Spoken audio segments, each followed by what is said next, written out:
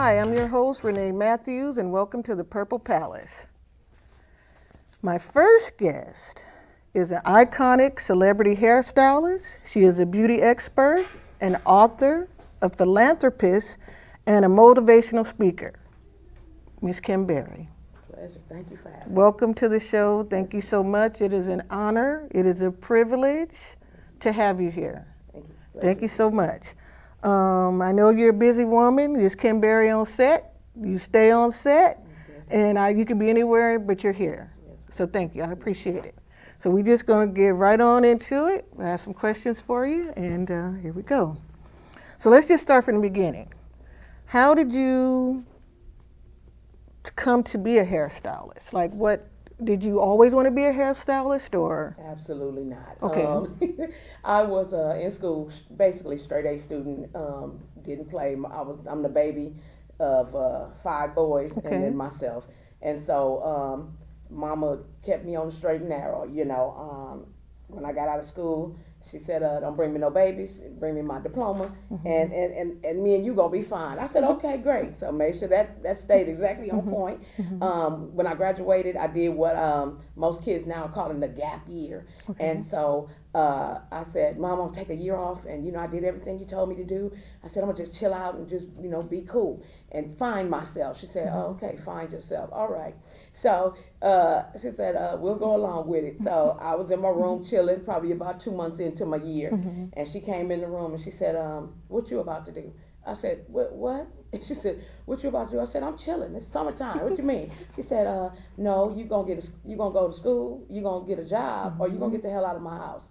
I said, "Oh, well, wait a minute. I thought you said I could take a year off." She said, "Did you just hear what I said?" She said, "There ain't but one queen in this house, and that's me." And she said, she turned around and walked out. I said, "Well, wait a minute." And so, in school, I wanted to be a doctor, a lawyer. I was like, I was gonna be on top, and I got mad at her, went walking down the street and went up Crenshaw Boulevard, looked up and saw Pacific Beauty College and walked in. Wow. And so I walked in and I said, "What's going on in here?" And I'm talking to the man that owned the place, Mr. Cedric Goins, who wound up being one of my greatest mentors. He's telling me about the school. "Let me walk you around. Let me show you this and show you that." So I'm like, "Okay, great." So he says, "All right, sign right here." I said, what you mean, sign right here?" I said, "I just came to visit. I just wanted to know what you did in here." He goes, "No, I think you're supposed to be here. This is the place where you're supposed to be." He said, "School starts tomorrow." I said, "Tomorrow?" He said, "Yeah, school starts tomorrow." He said, "At 8 a.m. He said, "At 8:01, I locked the door." He said, "So if you miss one day, don't come back for 30. I said, "Hey, wait a minute now. There's too many rules right off the bat." And he said, "Yeah, so that's how this school is ran." And I was like, okay. And so I go home with my paperwork and I throw my paperwork on the table. I told my mom, I said, "Well, I hope you're happy. I go to beauty school now." She said, "I hope you happy," and turned around and walked in her room and closed the door. I said, "Well, wait a minute." I said, "What just happened? That wasn't what I expected." And so we started going to beauty school, and the teacher was there, and I think about that movie Akeelah and the Bee, and it says everyone you come in contact with is a teacher, and I'm just like, yeah, okay. And so teacher kept coming by. "Why are you here?" I said, "Because my mother's making me be here." She said, "Okay, by the time you graduate, I'm going to turn you into a hairstylist." I said, "No, you're not." I said, "I'm just here so I can pass some time so my mother will talk crazy to me." So about 6 months into the school, every day she would ask me, "Why are you here?" I said, "Because my mother making me come." She said, "Yeah, okay." She walk away. So we get into this statewide competition. So kids are coming from all over the state of California. And now everybody has to get their models ready. So we fresh out of high school. So my homegirl, I tell her, I said, "Hey, let me use you for my model." She said, "Okay, great." So she's only child, name is Marna. Only child. She her mom had bought her like 8 prom dresses, and so she just got to choose whatever she wanted. So I said, we get ready to do the competition. I'm getting her hair cut, perm color. I'm doing everything what I think is right. So as I'm coloring her hair turns orange. I run over to Miss Cooper. "Miss Cooper, can you help me?" She said, "No, go back to your book." I said, "Oh my God." So now she in the school, she's helping everybody else. Some people she's actually doing their projects for them. So we all nervous and we all trying to get it right, So I go back to the book, okay, what cancels out this, what cancels out that? I'm not trying to figure it out. So I get it right, her hair turns green. I said, "Oh my God." Run back over to Miss Cooper. "Miss Cooper, can you help me? Miss Cooper, can you help me?" She said, "No, go back to your book." I said, "Oh my God." I said, "You helping everybody else?" She said, "Kim, go back to your book." I said, yeah, okay, whatever. So I go back to the book and I figure it out, and I'm like, okay, we got her back brown. All right. So now I'm trying to get my little cheetah prints in her hair, and I'm trying to hook it up.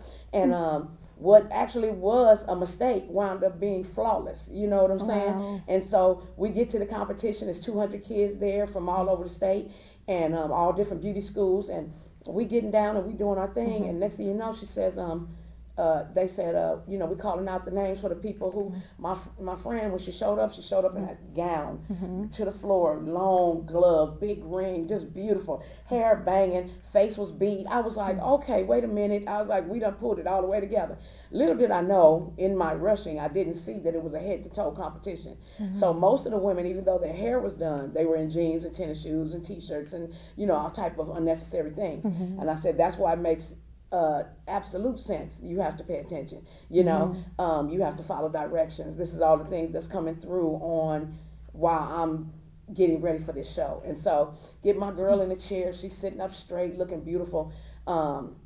They called, you know, 10, 9, 8, all the different places. Top 2, Kim Berry and Lily Frierson. I'm just like, wow, okay.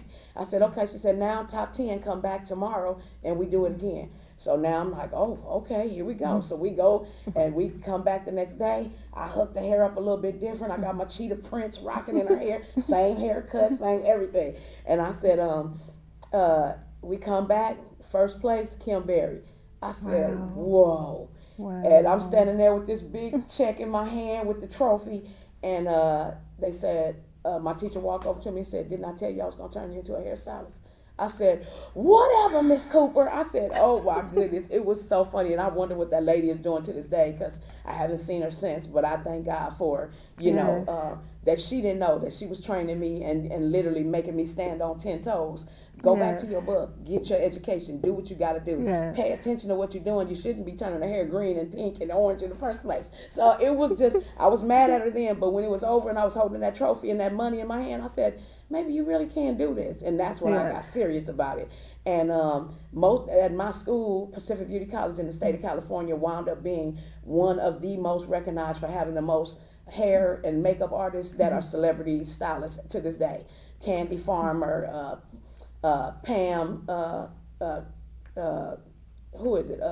Lord, I'm drawing a blank because I'm trying to say her name. But Pam, Kim Lou right now. It's a lot of us. It's a lot of us, but from that school in particular that are celebrity hair and makeup artists. And so Mr. Goins wound up keeping my picture on the board from 30 years ago up on the wall. And I was like, they were like, Kim, you won Student of the Month. And I was just like, okay. So they snatch you up whatever your hair looked, they taking your picture. We were practicing finger waves that day. Oh Lord, that picture stayed on the wall for 30 years. So every time I walked in the Pacific Beauty College, I would go back to speak to the students. And they were like, we know you. You're Mr. Goins student. You work for Prince. And you know, it just wound up being crazy. And they was like, we see you on the wall. I was like, Mr. Goins, please take that picture down. He's like, absolutely not. And he was so proud. And I was proud to be his student. And he was proud to have me, you know, out there representing his school and his brand. So that was a beautiful experience for me. Wow. Yeah. So speaking of Prince, you know, that's my favorite singer of all time since I was 12 years old. How did you get the opportunity to work with him? Well, let's start. How did you meet Prince? I was actually dating one of his bodyguards, and I kept saying, put me on, give me a job, I'll work in the office, I'll do paperwork, whatever. He was like, nah, you don't want to do this, you don't want to do this. I was just like, okay. I was like, so not knowing that, you know, when the cat's away, the mice will play. So on the road, that's where you having the most time of your life. And I was just like, okay, I get it, you know. So what he messed up was he introduced me to the hairstylist, and her name was Tanya at that time. I believe her name was Caldwell, I'm not sure, Tanya, but I love her to this day for blessing me. So every time she would come to LA, Kim, come on, we hanging out. Now, mind you, I'm the minor in the group. Everybody else is grown. And so she's like, Kim, you know, we doing a show. Come hang out with me. Let me come go with me so I can go shopping for Prince. So I was hanging out with her, just being a part of the crew, you know. And so I forgot one day, they were shooting a video, and I can't remember what song it was, but I was in there, and I'm in the wardrobe room. I'm helping them iron clothes. I'm pulling socks together, putting them in his shoes. I'm just hanging, you know, just want to be down. And so Prince, when he comes in the room, he's always watching. He's aware of everything that's going on. So he's looking, it's like, who's going on? So I noticed years later when I wound up working for him, and he'd walk up to me in my ear, whispering, "Who's that over there to the left?" And I'm like, "Your lighting director?" "Oh, yeah, I knew that." "No, you didn't, but okay." I'm like, so that's what he was always watching. So she was like, "You know what, I'm tired." And I said, my mom used to always tell me, life and death is in the power of the tongue. Be careful what you speak. And so all these lessons would literally years later come into play and help and grow me into the woman that I am today. And so my dad would always tell us when we were growing up, he said, success is when opportunity meets preparedness. When the opportunity presents itself, will you be prepared? And sure enough, as I'm watching her, I'm fresh out of beauty school, so I'm watching her, I'm looking on her table. She uses that hairspray, she uses that gel, oh, she has those scissors, she got that comb. I'm going to the beauty supply every chance I get, and I'm literally duplicating her table. Never ever thinking that I would ever have the opportunity to do Prince. I was just thinking, she's a celebrity stylist, if she's using it, I want to use it. So I'm going, Queen Helene gel, that costs $2. That's what he put on his hair. And I'm like, but yeah, that wound up being a staple on our table for years, ever. And so, what happened? So she was saying, I don't think I want to do this anymore. She had been with him like 7 years. She said, I don't want to do this anymore. I was like, what you mean you don't want to do this anymore? She's like, I want to go home. I just want to be married and live a regular life. And so me from the outside looking in, thinking everything is so much greater than what it is. And she says, yeah, I just want to go home. And I said, you got to be crazy. She said, Kim, it's not what you think. I said, I think you work for the biggest entertainer in the world. And she said, no, it's not what you think. And, years later, I would find that out. And so, so I was like, okay. So she goes into the room, and they're doing his hair for the second shot. And he snatched the comb out of her hand. And she said, you know what? She said, my lips are chapped from kissing your little black ass. I'm out of here. Wow. And he said, yeah, okay. So he just continues to do him. Now, as he's doing him, she goes outside and packs her things and leaves, gets on the plane and go back to Minnesota. And so the next day, they getting ready to go to Germany. And he said, tell Tanya, get the salon ready. They said, Tanya quit. He said, what do you mean Tanya quit? And they was like, Tanya quit. Prince quit you. You don't quit him. And so he said, Tanya quit. And he said, you got me out here without a hairstylist? So he traveled all over the world with his hairstylist and his bodyguard. That was, the requirement. So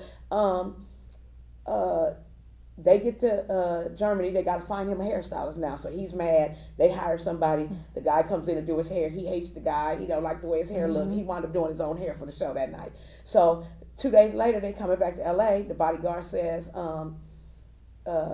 you got to find me somebody for L.A. He said, oh, yeah, let me tell you about this girl. So he tell him about me or whatever. And he says, yeah, she a hairstylist. She bad, da-da-da. And so he calls me. He said, Kim, we can come to L.A. Meet us at this club on La Cienega and 3rd. He said, I already called my boys. They're going to let you in. This bodyguards know to let you in. I was like, okay, great. So, girl, I get suited and booted. Mind you, I'm underage. I get suited and booted. I'm going to the club, got my hair whipped. I'm going in. So I see his boy at the door. He hit me with the head nod. I was like, all right, this is happening. So I got my portfolio. Now, previously, I've been doing photo shoots, connecting with makeup artists, getting with other photographers, doing everything that I'm. Success is when opportunity meets preparedness. When the opportunity presents itself, will you be prepared? Yes. So I walk in with my portfolio locked and loaded. I'm walking over there in the back of the club, and you see the bodyguards surrounding the table. And so as I'm walking towards them, the bodyguards open up, and then Prince is at the table talking to somebody. And he looked at me, and he's like, "Who is this?" And so Big Coco, he said, "That's the girl I was telling you about. It's the hairstylist." And he goes, "Oh, okay." So I laid my portfolio on the table. I said, "My name is Kim Berry. I know you don't have a hairstylist." I said, "If you allow me to, do your hair," I said, "I'm sure you'd be, pleased." He said, so he's looking through the book. He's looking up at me. So you do hair? I said, yes. He said, you got a salon? I said, yeah. He said, okay, go hook it up. I said, okay. So I had already known from watching her for those years that I was watching her. She blacks out the window, so can't nobody see in when he's in the window. She laid his stuff out a certain way every time. I had duplicated her table. I had everything on her table. So nothing would be off when he walked in. So I'm ready. I'm sitting at the salon. I'm ready. And the phone rings. Kim, yeah, this is Prince. And I was like, oh my God. He said, yeah, I'm not going to be able to make it. I said, okay, well, next time you come to LA, just know you got a hairstylist. And he goes, okay, well, do you travel? Now, I ain't been out of Inglewood, let alone California. I said, yeah. I was like, what? And I said, okay. He says, the flight leaves in an hour. We're sending a limo to come pick you up. I said, what?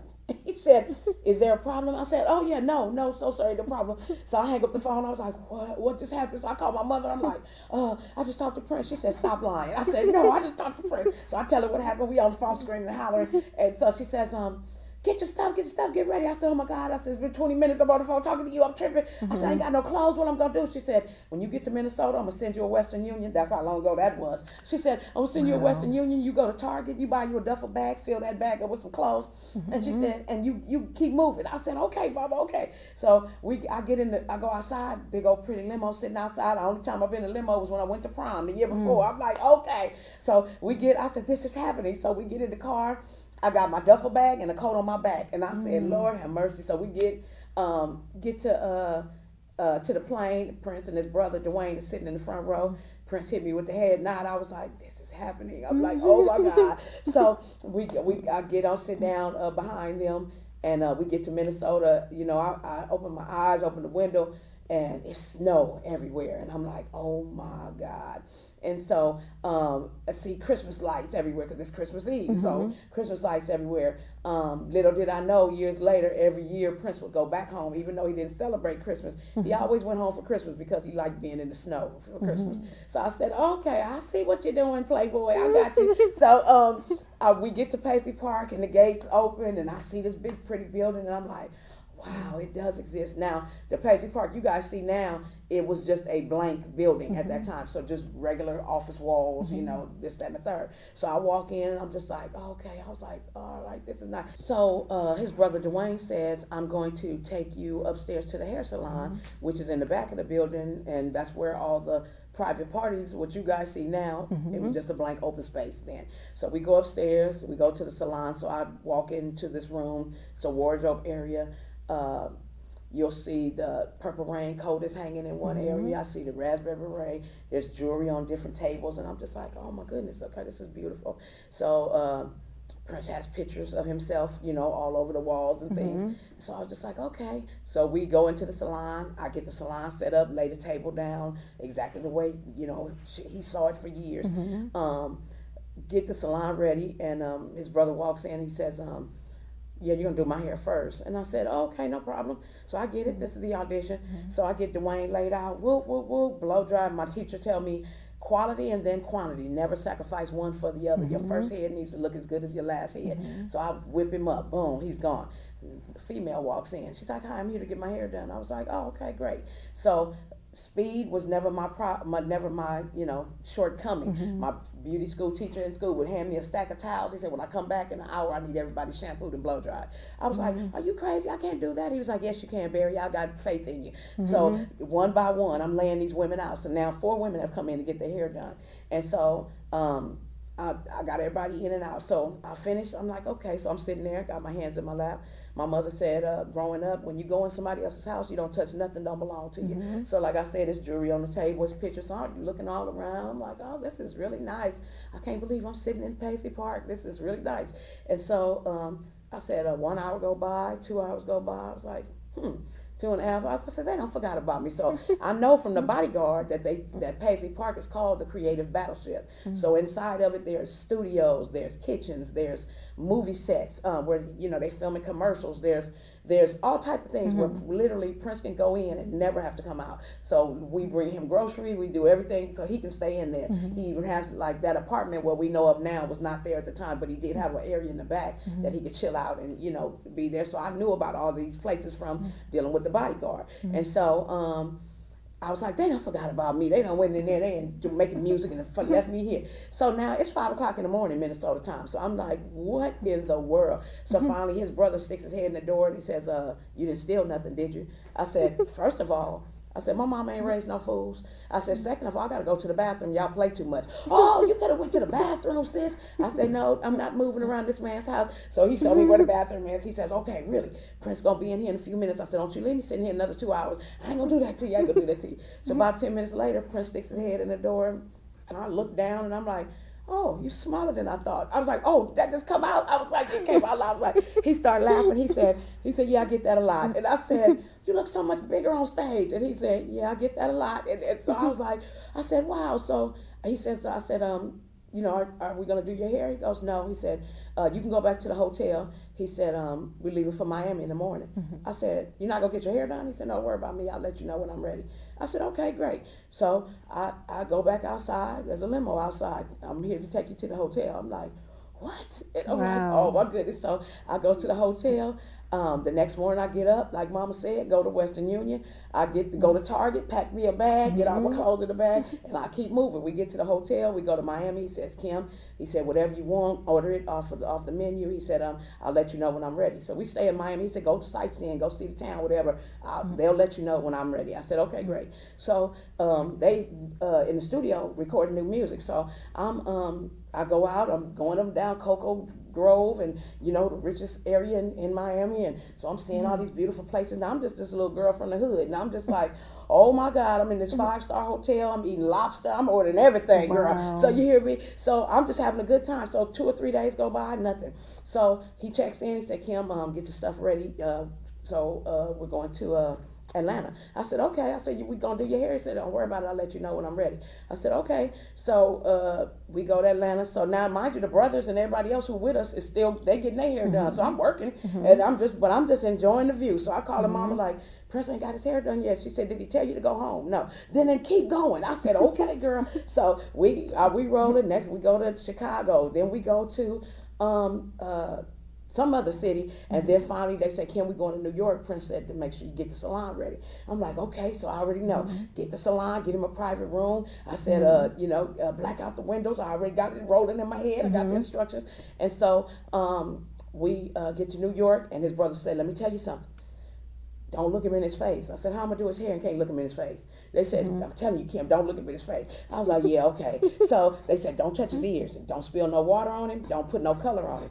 They giving me all these rules. I said, hey, I've been doing y'all hair for almost 3-4 weeks now. I said, I think I got this. And they was like, I said, I got a license that got 1,600 hours on it that say I can complete this task. I said, don't start tripping with me. They was like, all right, Kim, we just letting you know. I'm like, yeah, okay. So we get into the room, and Prince walks in. I'm like, hey, how you doing? So his hair is long at this point. And he says, yeah, I think I want a haircut. And I said, oh, okay, no problem. He says, so I want to do, perm color. So we get doing the regular, sanitize, drape, analyze. I'm doing everything from beauty school rules. I ain't missed a beat. So he sits down. I get his relaxer on. We get him to the bowl. I'm rinsing his hair out. The hose jump out my hand, and water is now flying everywhere. I done soaked this man's whole face. I'm like, oh my God. I grabbed the water hose. He grabbed my hand. He said, okay, Miss Lady, I understand you're nervous. He said, but I'm going to need you to slow down. I said, okay, my bad. I'm sorry. I got this. My bad. So we get him. I put the color on, and I dropped color on his ear. So I went to get the color on. He said, he grabbed my hand. He's like, I got it. I said, oh, okay. That's what they said. Don't touch his ears. Okay, got it. So I said, years later, he relaxed. I could touch his ears. But that day, he was like, don't touch his ears. Okay, so I get him hooked up, get him to the chair, get him blow dried. I'm putting his curls in his hair. And what I do, boom, hit him at the top of the head with the curling iron. I said, oh, God. He looked up at me. He said, you good? I said, yeah, I'm good. I'm sorry. I apologize.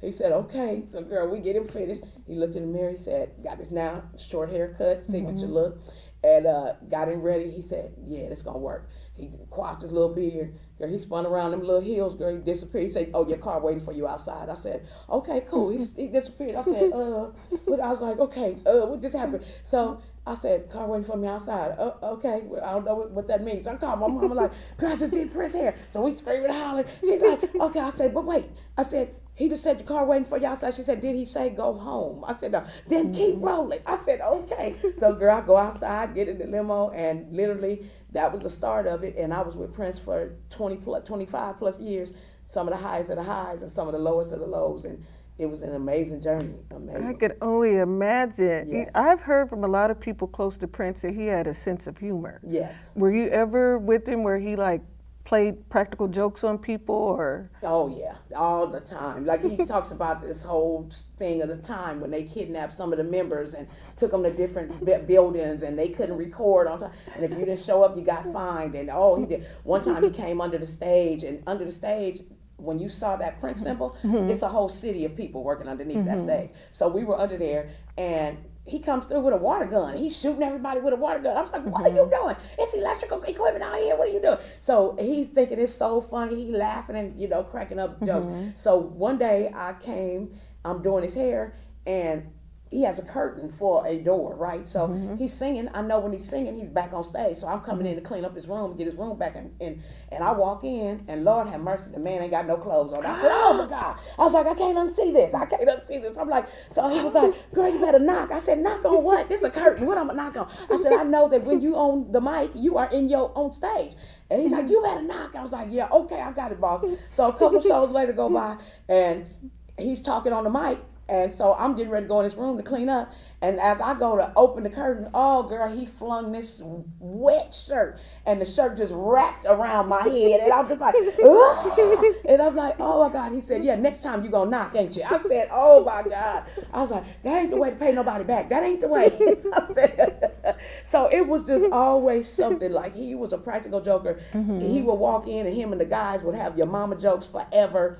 Me and him would get into your mama jokes. It would just be like, he was a practical joker. He was a fool. And so we had a ball, and it was just like, and one day I came in the room, and he had a book that said your mama jokes. I said, you can't be cheating. You cheating. I said, you're supposed to come off the dome with the mama jokes. He was like, look at here, mind your business, and I'm gonna take care of mine. And I was like, so he was just a super fun dude. And just amazing prayer warrior. So we prayed together, and it was just dope, just being a part of his world. It really was, seeing him grow. I could only imagine, like, 29 years with the singer Prince. Yes. Like, you got to see all the sides of Prince, Absolutely. not just the entertainer that we saw, but the man, the husband, the father, I mean, there was just so many sides to Prince. That's why I call him a diamond, because all the facets. I got to see all the facets. Yes, like I read your book, Diamonds and Curls. Let's just talk about that for a minute. I loved it. Yes, ma'am. Because I read the whole thing a couple of times. Oh, but what inspired you? Like, I know some years had passed, since he passed, but like, what finally inspired you to write it? And like, how did it feel writing it? Like, I mean, this is somebody you loved and somebody you had been with all that time. Like, was it difficult writing it? Absolutely. It was a source of grieving for me. I took a long time. I remember one fan had hit me up and said, it's been amazing. It's been 6 months since he's been gone. And I said, what? Like, it's been 6 months. I said, I have been walking around in a daze for 6 months. I was like, wait a minute. So then I started noticing, people were releasing books on him, but they were talking about the album sales and the records and, analytics of him, so you will. But I remember having a conversation with Prince, and he said, Kim, by virtue of everything that I have, you already have it. You'll be able to take your experience with me and use it and go and grow and work for anybody in the world. And he was a tough boss, and he was hard to work with sometimes, but at the same token, he was fun and amazing and dope, And so I was like, okay, who know you better than your hairstylist and your bartender? Nobody. I said, so if anybody needs to tell the story, it needs to be me. Yes. So I said, like you said, my book is telling the story of the man, the father, the brother, the humanitarian, but the cool side of Prince. I think my book tells bringing him into the human side of him. So I'm not talking about the rock star, the person you saw on stage. We're talking about the man that did your mama jokes, the man that cried, the man that prayed with me, the man where I'm telling people about that man. So I was saying that his numbers were 3121. So the Diamond and Curl series is a 3-part series. So it's three books, books on one diamond, 7 chapters each, 21 chapters, so 3121. So everything I try to do, I bring it into the fans so that they have a part of, stake in the game as well as I do. But as I wrote some of the stories, I remember one story I was writing about him, and we were talking about the baby and when the baby passed away. And I just couldn't believe that I was there to be a witness, be a part of that. And I was like, you want me to leave the room? He was like, no, you stay here with me. Like, he could have had anybody there. But God chose me to walk alongside this man, and we grew together. We, like I said, we prayed together, we laughed together, we bagged on each other's mamas. So that's the part that you'll get in the book, that you'll be able to see the kindness of this man, and sometimes the meanness of this man, because he could be an asshole on some days, but for the most part, he put his pants on one leg at a time, and he figured that thing out. He was a musical genius, but he also wanted to be a homeboy, you know, that take me in the hood, Kim, let's ride around Compton. I was like, oh, no, you don't. And so it was just, you know, different things like that, you know, that he wanted to be regular. And, but, you know, I'm telling those type of stories when we shut down the mall in Chicago, and he wanted to just walk in the mall. We wound up walking up to hot dog on a stick, and he got a cheese stick and a lemonade. He said, Kim, I haven't been in the mall since I was 15, you know, because he had been a celebrity. He took his stardom took off, and he wasn't able to be a regular person anymore. So I was glad that I was able to help him, you know, do those regular type of things, you know. And it was just amazing. Like I said, we literally grew up together. Even though he was 10 years older than me, people would say, you know, you really like his mama, right? They like, you take care of him, you put his socks in his shoes, you lay his jewelry out. You know, I took care of that man as if he was God himself, you know. And it was just an amazing journey, like I said, to see him grow and become the man that he was. And every album, he grew into another person and another person. He was constantly transforming. And so that's what, now I'm using those same tactics and rules and regulations that he showed how to be a human and how to be a giver, you know, and how we would pull up in cities some days and we would see the homeless encampments, and he would give me and the bodyguard stacks of money, and we would come off the buses and just hand out money. This is in the dead of night, in darkness that nobody knew. All of the time when he was giving to people never knew that it was Prince. You know, he blessed my church. He gave us an after school program with computers and everything that we needed, whiteboards and everything that we needed to make the kids be able to have great after school programs. And so he would tell people, don't tell anyone. This is not about me. This is about God. This is God sent me, that I am a servant, that I'm being downloaded by God to bring love, light, and music to the world. And he said he knew that from a young child, that this was his journey, that most people would never understand him because his assignment was so big. And so he said he would tell me stuff, Kim, you get it. I'd be like, yeah, boss, I got you. You know, he would be so excited telling me about the things of God and what was being downloaded to him, you know. And I'm like, it's just amazing. It's like some things I remember I took for granted, you know. And I said I should have sat there and listened a little longer. I should have sat there and delved into that and got into his mind a little bit more. But it was just amazing to see him do his thing, to see him work, and to see him, even though he was the teacher, he didn't mind being a student. We would battle back and forth on Bible verses, and you know, we would go back, Kim, no, it says this in the word. And I remember we were arguing one day when he decided to become Jehovah's Witness, and he would say, you know, you got to call God by his name. His name is Jehovah. I said, I understand that I am Jehovah. I said, I mean, I get it that he is Jehovah and that he is the boss.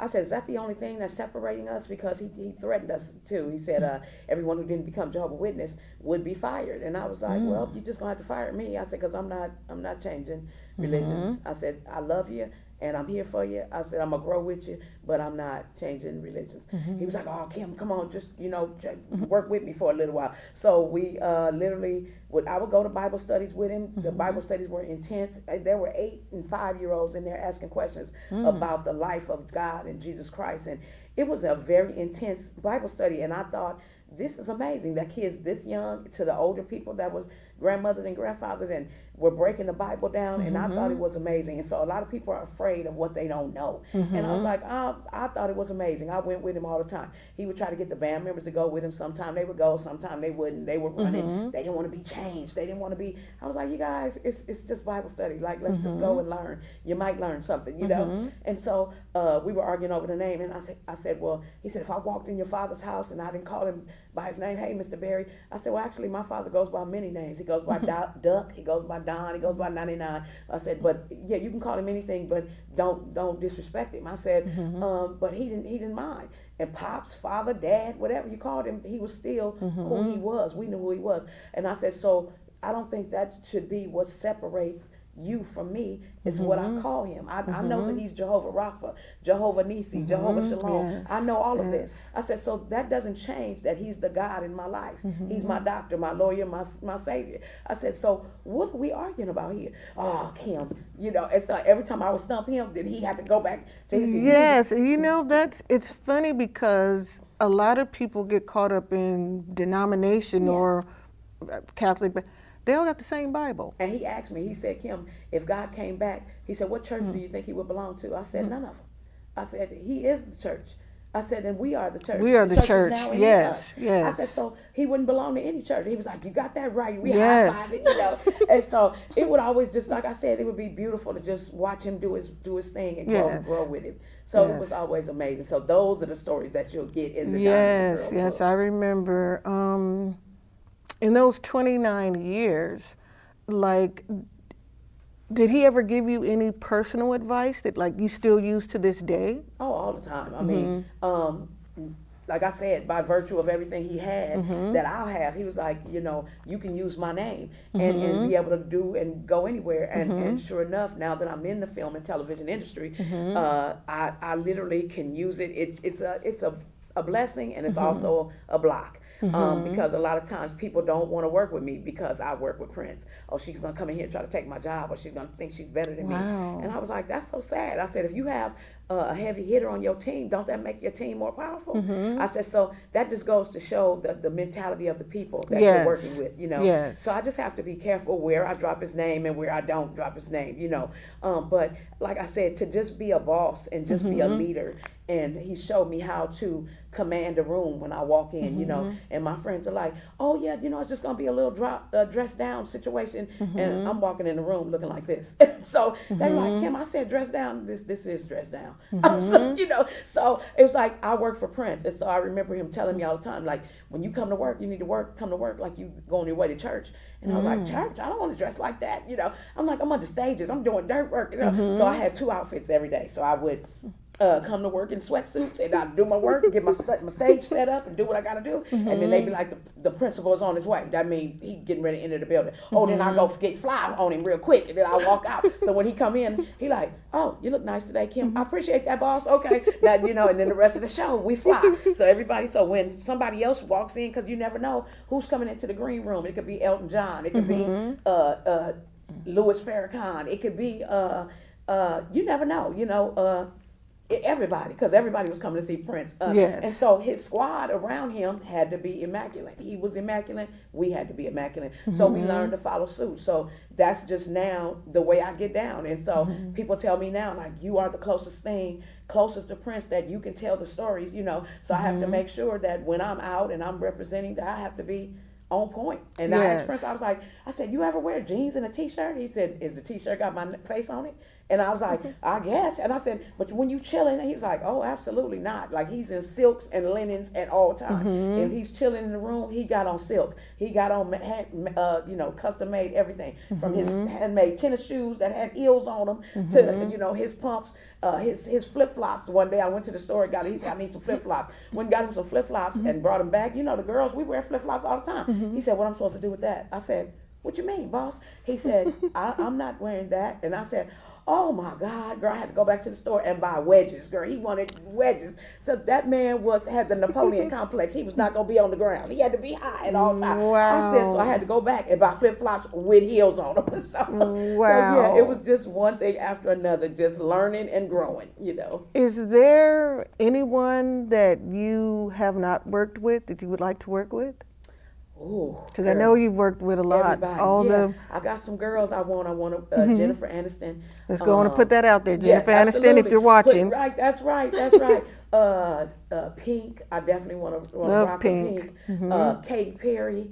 Who else? Let me see. I got some fellas I want to work with.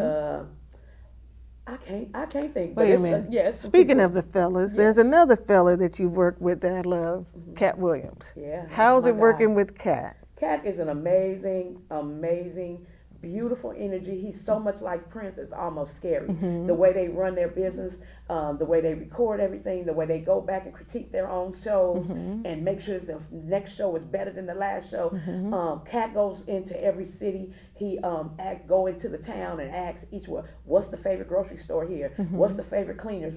He actually adds that, incorporates the people into the jokes. And when they come, it hits so hard because he makes it personal. Prince used to do the same thing. Like he wanted to go out, let's go see what the mall is. Let's go see, what the hot spots are. And he would come back and be like, what's up, Atlanta? And he would name some of their grocery stores and name some of it. It's so just iconic the way that they make it a point to bring their crowd into their atmosphere and make it personal. So it was just amazing, like I said, to see how their businesses, even though comedy legend, comic legend, and music legend, but they ran their business so much alike, it was crazy. Wow. And so it was just amazing for me to be a part of that at the time. And I was married at the time. My husband was a short guy. And so everybody said, well, how you keep getting all these little men in your life? I said, I don't know. They just keep showing up. I don't know. I said, but it was just a blessing, like I said, to be a part of both of those journeys, to see, and now, Cat is wrecking shop in the world right now. So it's just amazing. And I'm just loving,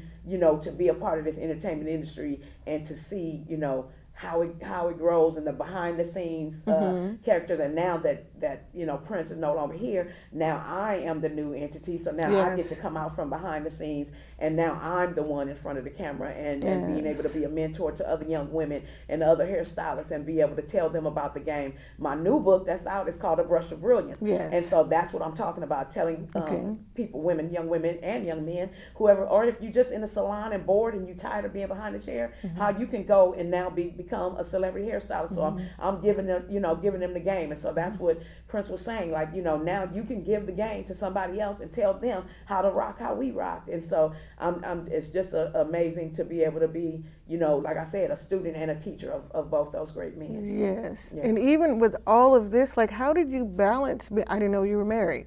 How did you balance being a wife and a mother and, taking care of the singer Prince? Because I'm sure your daughter grew up with, so how was that? She used to tell my daughter would tell everybody Prince was her friend. I used to tell people, I'd be like, that's not a boy, right? That's a grown man, even though he little. So yeah, it was just what they played. The kids, he loved children, so we were able to bring our kids to Paisley Park. I was able to bring my daughter, my mom, my husband at the time on the road with us, and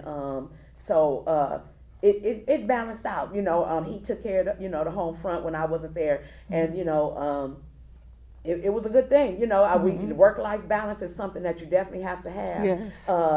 When you're on the road. And like I said, so a lot of phone calls, a lot of, writing letters home. And they got to have some beautiful Christmases because of me. You know what I'm saying? Wow. So I missed a lot of my baby's first steps and, some of the cheerleading and some of the things that, that I know were iconic and important to her. But at the same token, she was able to tell people that, hey, my mother rode with Prince and I'm on the road with Prince. I just left his house in Hawaii and I just left his house in London and I just, so that part was just amazing. So she's been around the entertainment industry as well, growing up with, seeing all these celebrities. So that's been a beautiful thing as well. Wow. Well, we've got a lot of information about Kim Berry, Prince. Yes. We're going to take a short break and then we're going to come back to the Purple Palace.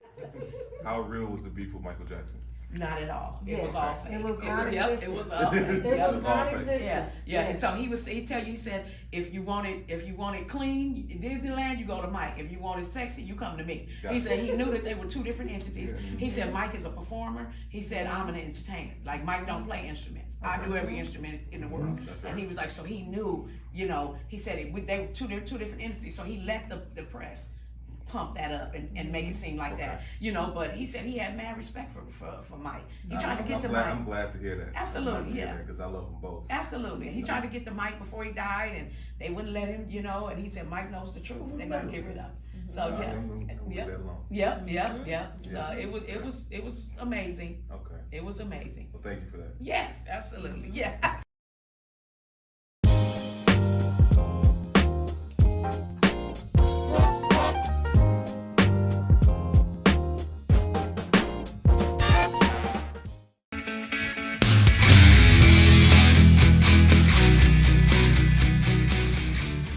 Hola, ¿qué tal? Soy Germán Ángel. Muy pronto este verano estaremos visitando restaurantes, museos, venues y otros centros culturales, entrevistando a emprendedores, artistas, líderes comunitarios, maestros, policías, bomberos y otras personalidades. Acompáñenos en este viaje para explorar los sitios más fascinantes y descubrir lo mejor del sur de California en nuestro nuevo programa Calidez, a través de los canales 41 Frontier y 32 Spectrum de la ciudad de Long Beach, grabado en los estudios de televisión de Patnet Televisión. Los esperamos.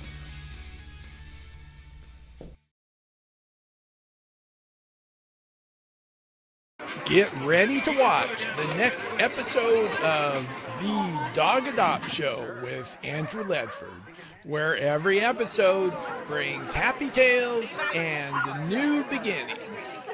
Tune in on Monday, Wednesday, Friday, or Sunday at the prime canine time of 8 p.m. on Long Beach Cable TV, because dogs make life better.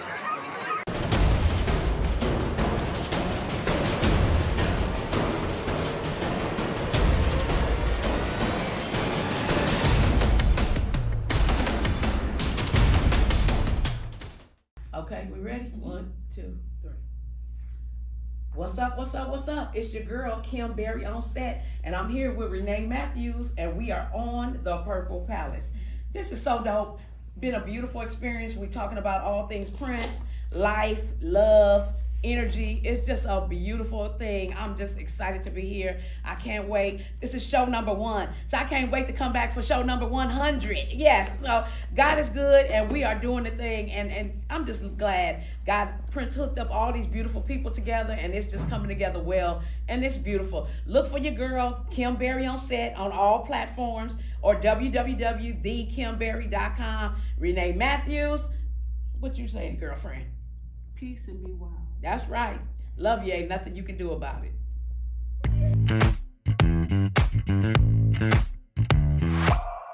And welcome back to the Purple Palace. I'm Renee Matthews, your host, and we're here today with Miss Kim Berry. And I wanted to ask you earlier, what inspires you? Music, colors, flowers. I love nature. I love being outside. Just allowing me to be creative, like even from a person sitting in my chair in the salon to just like, girl, do whatever you want for the day. You know, that inspires me. And you know, they always come out with something more fabulous and more beautiful than they originally wanted. Being on set, I walk on set and I'm just looking around like a little kid, like I'm in awe and everything is just, the world is just beautiful. And it's like to be able to go in and create, you know, I tell people I work in the land of make-believe now. And so it's just beautiful to be able to see the stories that the people have written and then we get to put the hair to the stories and then it comes out with this beautiful you know, ending, and it's just amazing, and I just love what I do, and they say when you love what you do, it's never worked. So it's just that inspires me that I can do what I love and get money for it. I do it for free, but the water bill got to be paid. So yeah. Excuse me. So I know you're a woman of faith. How does your faith in God affect your career in Hollywood? Because I know it's a lot of stuff out there in Hollywood. Oh, absolutely. I tell people like, oh yeah, when I get rich, I'm gonna do this and I'm gonna do that. I said, well, on your way up them stairs, you better take Jesus with you because maybe it's some demons up in them realms that's not playing. They are devouring. It says that the enemy comes to seek, kill, and destroy, and they are destroying our people. You know, we're watching it play out right now. You know, God bless. And so you have to be prayed up. You gotta stay in your word. And just, you know, encourage yourself. Sometimes when I'm on set and there's nobody there yet, I go through and I bless the room. You know, I touch each chair with oil. And, you know, I pray over our team that we're going to have a great day today. And, you know, because it's important. Somebody got to take charge. Somebody got to be. And, you know, Prince used to tell me, oh, Kim, you like the mom in the crew. So he like, if they was arguing with each other, he'd be like, Kim, go fix it. I'd be like, you know, I'm the baby. You're like, what are you talking about? He like, Kim, go fix it, you know. And so I would have to go, okay, everybody be cool. You know, we're going to have a great day today. The show going to be great. Y'all can't be arguing, listening to dumb stuff. So it would be me trying to just fix it. Even in my family members, when the boys start fighting, I would always be the one, come on, everybody, don't fight, be cool. So I have always been the peacemaker. I have always, you know, I know what my role is, and Yes. I just try not to continue to fall in the steps of the people that like to use you, because when you're kind, people find you, they seek you out, and they know Yes. they're they're there to use you. So you definitely, in this industry, is I tell people, the more I learn about it, the less I like it. But it's so dope to be there. Yes. And it's not many people of our color that are there. So I'm trying to get other little brown girls there to let them know that they can do this too, because it is a wonderful experience when you're doing it, and just to see your name roll up on those credits. That's what I live for. I'm living for that. That's my muse, you know. Yes. And so it's just, but in the meantime and in between time, yeah, you better be prayed up. You Yes. better, I pump my gospel music all the time, but I was like, okay, we're gonna play gospel till 10 o'clock, and then y'all can have it the rest of the day, you know. And I Yes. said, because I just gotta saturate the room and have it Yes. there with me, have God with me at all times. So I plays no games when it comes to this here walk of faith. I plays no games with it. There's some scriptures that come to mind. Your gift will make room for you and bring you before great men. Yep.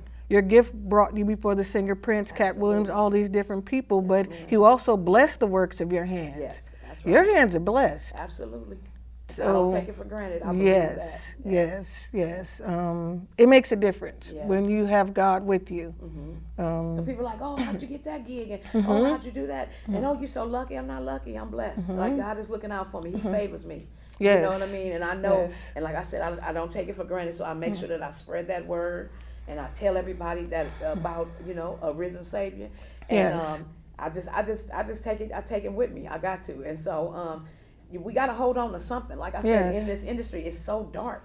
Yes. And so you got to have some light. And it says we're light unto the earth, we're salt. We sprinkling flavor everywhere we go, you know? Yes. And so my pastor says all the time, you know, don't try to get up on this pulpit. God needs you in other realms. He needs you where I can't be. So we are all arms and extensions of you know, the light, the God that's, you know, within us. So we take it to wherever we are. Yes. So yeah, I shine from the trash man. If I'm emptying the trash, like I told you when I first tried to get with Prince, I was like, just let me be down. I'll empty the trash. Let me do whatever. I'll dust. I'll do whatever. So I just wanted to be down because I know how to be a leader from wherever I stand. Yes. I don't need to be the one on the stage. I can be down. I was the one standing behind the man and pushing him forward. So it was just amazing.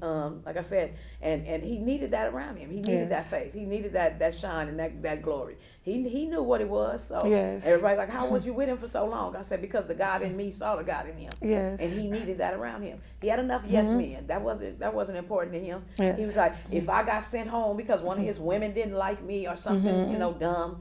And so there were experiences of that. And so guess what? A week later, 2 weeks later, he'd be calling, Kim, can you come back? Kim, can you? Yeah. Because he knew. He needed the light. He needed the light around Yes. him. I know who I am, and I walk in that purpose. Yes. Yeah.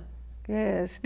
Is there any advice that you would give to your younger self, like Kim Berry when she was 18 or 19 years old? Things that you've learned, like what advice would you give to yourself and even others? Keep your credit right. Buy all the property you see. I was like, man, I was so busy good timing and getting limos and taking everybody to the plays and let's do this. I'm balling out because I'm this young, you know, celebrity hairstylist. And I was like, girl, you were supposed to be investing.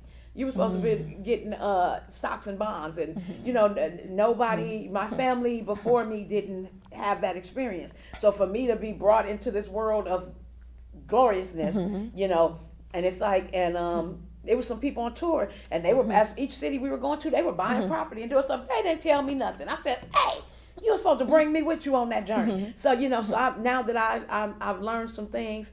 And like I said, but if God did it before, He gonna do it again. So I'm not worried about it. So yeah, just in the process of, like I said in my book, Brush of Brilliance, I'm telling them, keep your head on straight, keep your credit right. You know, take care of your mental. You know, so that is definitely a thing to make sure you have some self-care. Make sure you take some time and walk away and go do something for yourself, so that you keep yourself together. So when you walk into the midst of these people, that you're ready to. You know, present your shine to them, Yes. and you know, but if you're not recharging yourself and keeping the God in you charged, then it's like when you come to them, if it's evil on the other side of that door, we finna battle, and he's always gonna be waiting on you. So you gotta be ready. Yes. So yeah, that's one of the things. Is definitely self-care, recharge, regroup. You know, like I said, keep your money, keep your credit right, buy you some property, and live. Do the damn thing. Yes, yes. Well, let's talk about the new things you have going on. Your ebooks, Diamonds and Curls Part 2. What can you tell us about those things? Yeah, Diamonds and Curls Part 2 is going to be amazing. We're looking forward to doing great things for 2026. So that'll be the 10-year anniversary of his death. And so I just tell people to go to my website, www.thekimberry.com, and stay up with me. You can reach me on Instagram, on TikTok, everything, Kim Berry on set. And so I got the new book out. It's called A Brush of Brilliance. It is a manual, if you will, of how to become a celebrity hairstylist, and not just to become the celebrity hairstylist, but how to maintain and have your longevity in the business. So I'm giving you pointers, tips. I also have a workbook in there that you can do it along with the workbook. We also have a planner that's included inside of there. And also there is also a time where you can book a, I believe it's 30-minute meeting with me. And then I can actually sit down and tell you everything. If you have even questions about Prince, if you want to sit down and talk about Prince, that's included in the package. So you have to go there, hit the Kajabi link on my page, and we can have a chat, and we can talk about the business. We can talk about Prince, whatever you want to do. So it's amazing, and that was an amazing process to go through that with my girl, the social barber. She's teaching people how to. We always have to have products now. Everyone, you have to have a product. You have to have a legacy, something that you're leaving behind. You can make with the ebook. You're making money while you sleep. So that's the beautiful part about that. I don't really have to go do a book tour if I don't want to, because the book is all over the world at this moment right now. So and that's the beautiful part about the internet. Yes. And so part 2 of Diamonds and Curls, I don't want to give too much of it away, but it's gonna be beautiful. It's gonna be a beautiful experience. Like I said, the fans did not get a chance to say goodbye to Prince, so I'm going to be dropping nuggets in there, inspiration. It's going to be information. It's gonna be a good time, and we're just gonna walk back down memory lane and talk about some of the things, like I said, the behind the scene things, talking about the brother, the man, the father, the entity, the soul that was Prince, and things that people didn't see out in public. So just telling about the kindness of him and the love and the joy that he brought to the world. So I'm excited. I'm excited too. I can't wait. Yeah. I can't wait. Yeah. So this segment of the show, I like to ask some fun questions. Okay. Okay, here we go. If you could trade places with one person for a day, who would it be? If anybody. Trade places with one person.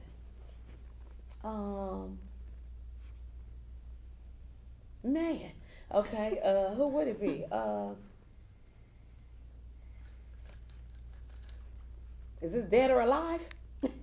Why Or not? somebody Sure. alive. It look like somebody alive. It could be a purple unicorn, whatever, I whoever. would say Serena Williams, because she's doing it real big right now. Serena is beautiful. She's married to a billionaire. She's got beautiful children. I just want to go to sleep and wake up and not have to worry about one bill and not have to worry about one thing. That is just, she is living the life. And just same thing. That little girl from the hood, she did good. And Yes. so, yeah, I think I'd like to, play tennis, just for no reason. And, but yeah, because she did it. She did it big. And so I think, yeah, Serena Williams. Serena Williams. Okay, what is your guilty pleasure? Guilty pleasure. Definitely the salty peanut butter bars. I love. I love them. And then ice cream. A good old chocolate sundae. And my mama loved a Pepsi float. That's my guilty pleasure. So I love it. Yeah, if I can do that, yeah, once a month or twice a month, I'm winning. I'm winning. Yes. Okay, so what makes you smile? My daughter, my dog Oscar, because he looked like an old man. Seeing my name go up on the credits, that makes me smile, knowing that I worked hard and somebody said thank you. What makes me smile? I love doing things for my family. My love language is the gifts. So I am a giver. I just love doing things for people and help decorate. And oh, you need me to run to the store for you for my next door neighbor. She's 90 years old, and that makes me smile just to be able to be one of the hands of God and just to be able to help. So yeah, that makes me smile, being a giver. If you could turn back the hands of time, what year would you go back to? I don't know what year it would be, but it's the 6th grade. But in the 6th grade, I had so much fun. My teacher was Mr. Cole, and he used to teach us all the Beach Boy songs. And after lunch, so he would try to make us calm down. So we would be in the classroom singing ba ba ba ba ba ba rain, like and he taught us all the bomb songs. Like, and people like now to this day be like, you know that song? I'm like, man, you don't even know. Like, and we learned all the Shana Na Na songs, and it was just beautiful. I had a fabulous time. My friend, best friend, she lived across the street.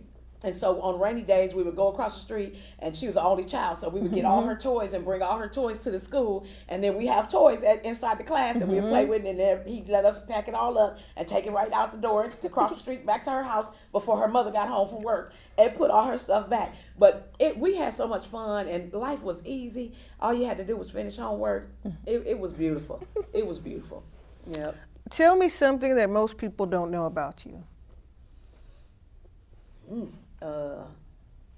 They don't see me on camera. I would say that I'm a big crybaby, but they starting to learn now that I'm very sensitive. I'm an empath for sure.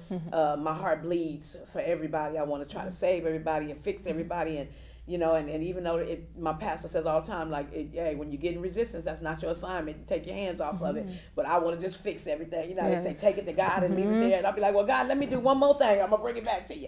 No, you got to leave it there, So, yeah, definitely that I'm an empath. Yeah, I love people. And I'm going to do whatever I can for you within reason and be there for you. Yeah. Yes. Is there anything you regret not doing or trying? Not buying property, that's for sure. Yeah, I would be a millionaire right now. I mean, a billionaire probably, because it was so much land that we came across all over the world. I remember Prince bought Maite this house on the top of this hill in Marbella, Spain, and so she wouldn't be bothered. He bought the land beneath it as well. Same thing with him in not Pacey Park, but the house on Galpin. He bought the house, and because he didn't want anybody else living around him, he bought all the land around him. They said he owned 3 lakes that he never put his foot on. So that property, of course, wound up being worth millions to this day. And but yeah, definitely investing. Yes. Not investing. If you can describe yourself in one word, what would it be? Joy. For sure. Joy. I see that on you. Every video, everything I see you post on social media, I see the joy on you. And you always have a smile. Yeah. I have bad days, girl. I definitely have bad days, but man, God is so good. I would never just stay there. You can, like I said, he said, weeping man do it for a night. He said, but only one night though. You can cry. You all right. You feel what you're supposed to feel. He said, but after that, you get up and you do what you got to do. That's what Pop said. He used to tell me, I get up. You ain't no punk. Like, and I was the girl out of all the boys, and I was like, I'm supposed to be able to cry. He's like, no, you ain't no punk. You a berry. Get up. Do what you got to do. And put one foot in front of the other and keep it moving. So, yeah, I just love life, and I love God, and I know God loves me, so it makes me keep moving. Amen. Is there anything else you would like to say? Anything else you would like to say? You would like your fans to know, people to know in general, just whatever you'd like to say. I just say, hold on to God. Hold on to God's unchanging hand. Keep dreaming. Don't every day. Just keep dreaming. I do my affirmations every day, and I'm like, God, show me how good it can get. And if my ladder is supposed to be greater than my former, then baby, I'm ready for the ride. Let's go, God. So I just tell people, do your affirmations. Write down your manifestations. What is it that you want God to accomplish in your life? Write it down. And it says in the Bible, write the vision so the people may carry it. It's like, but I know I wrote that down. I want to be a member of the local 706 hairstyling team. And I wrote that down for 30 days. And on the 30th day, I saw one of my friends. She was hairstylist for Eddie Murphy for Coming to America, putting away these wigs, and we just finished Coming to America. And I called her and I said, hey, I want to be a part of the hairstylist union. I was like, pick up the phone and call her, and she said she had just prayed, God, if there's anything in this realm that I can do for you. And I was the next phone call that she got, and literally that started my steps into the hairstylist union. And so now I not only am I a part of the local 706, manifested it off of a piece of paper, writing down my vision, and now I actually sit on the board of the union. So God is good. Like, man, Yes, you he just is. gotta Yes. follow your dreams. You gotta do, and ain't no time for slacking. It doesn't matter how old you are, how young you are.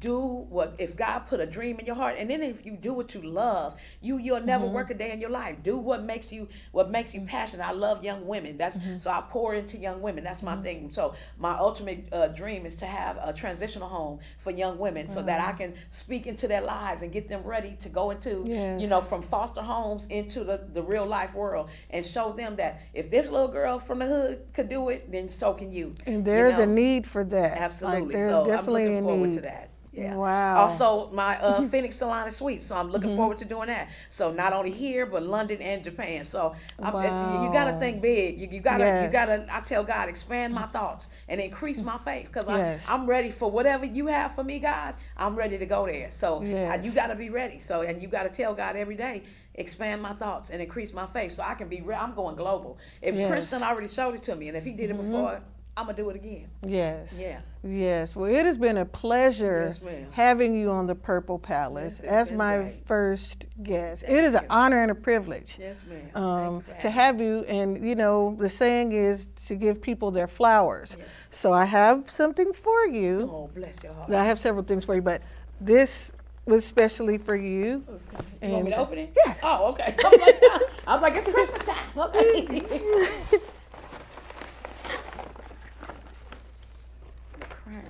Okay.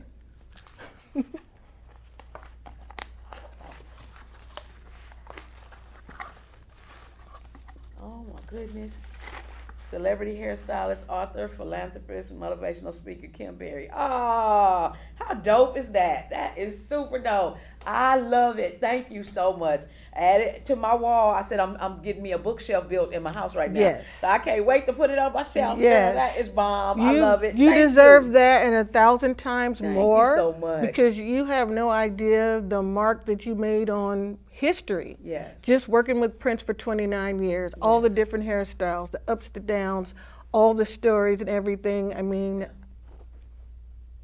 It's beautiful. Yes. And my friend tells me all the time, she's like, you're the closest thing to him. And, Yes. and talking to you is like talking to him. And I'm just like, wow. I said, I don't think about it like that. But when I do think about it, I'm like, it's dope, because Yes. God could have chose anybody, and he chose me. Yes. And who gonna tell the story better than me? Nobody. Nobody. So that's why I said stay tuned to the websites and the Instagrams and the everything, because your girl is coming full force, and we're gonna do it. We're gonna get the story out there. Yes. We're gonna keep Prince energy alive and Yes. and keep him going and growing. So it was beautiful, and like I tell people, peace and be wild. I love it. Ain't nothing you can do Yes. about it. That's my signature, signing off speech. But because I love everybody, and I just keep doing the right thing. Yes. And long as I keep doing that, I know God is gonna keep blessing.